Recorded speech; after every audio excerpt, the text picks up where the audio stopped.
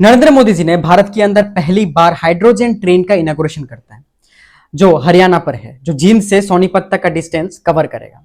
अब देखिए, सिर्फ भारत ही, जापान पर भी अवेलेबल है, यूएस पर भी अवेलेबल है। अब भारत भी उसी फील्ड पे आ चुका है। और क्यों नहीं आना चाहिए? अगर स्मार्टफोन का जनरेशन चेंज होता है, लैपटॉप का भी जनरेशन चेंज होता है, तो हाइड्रोजन मतलब जो ट्रेन का जनरेशन क्यों चेंज नहीं होगा?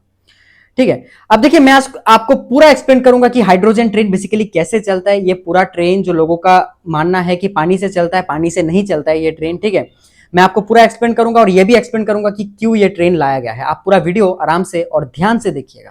आइए जानते हैं। देखिए, पानी जो है वो कैसे बनता है। दो हाइड्रोजन और एक ऑक्सीजन की मिलवाट से पानी बनता है। ठीक है। अब देखिए, हाइड्रोजन ट्रेन के अंदर में ना एक प्रोसेस यूज किया गया है जिसका नाम है इलेक्ट्रोलाइसिस। मतलब पानी से हाइड्रोजन और ऑक्सीजन को अलग करना।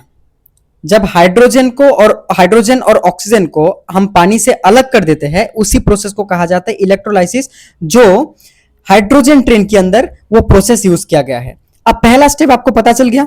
सेकेंड स्टेप जो है, ऑक्सीजन जो अलग किया गया है, उसी ऑक्सीजन को कहां पे स्टोर किया जाएगा? एक स्पेशल सिलेंडर रहेगा ट्रेन के अंदर में। हाइड्रोजन ट्रेन के अंदर में एक स्पेशल सिलेंडर रहेगा जहां पे हाइड्रोजन स्टोर किया जाएगा।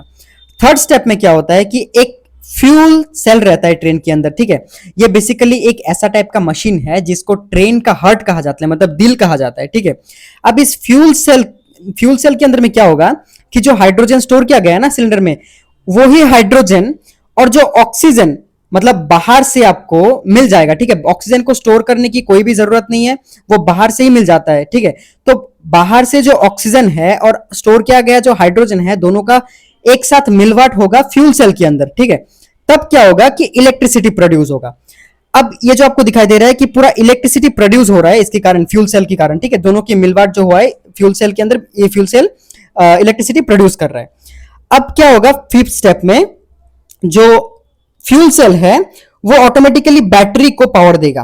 ठीक है, अब बैटरी क्या करेगा कि जो इलेक्ट्रिक मोटर है उसी इलेक्ट्रिक मोटर को पावर देगा और इलेक्ट्रिक मोटर फर्दर जो ट्रेन का पहिया है उसको फोर्स देगा और तब हाइड्रोजन ट्रेन चलने लगेगा।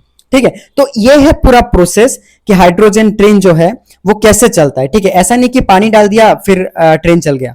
हाइड्रोजन जो पावर ट्रेन है वो भारत के अंदर क्यों लाया गया है? क्योंकि देखिए, भारत के अंदर 99% जो ट्रेन रूट्स है वो इलेक्ट्रीफाइड है, बट 1% ऐसा है जहां पे इलेक्ट्रिसिटी घुस ही नहीं सकता, मतलब ना की बराबर है।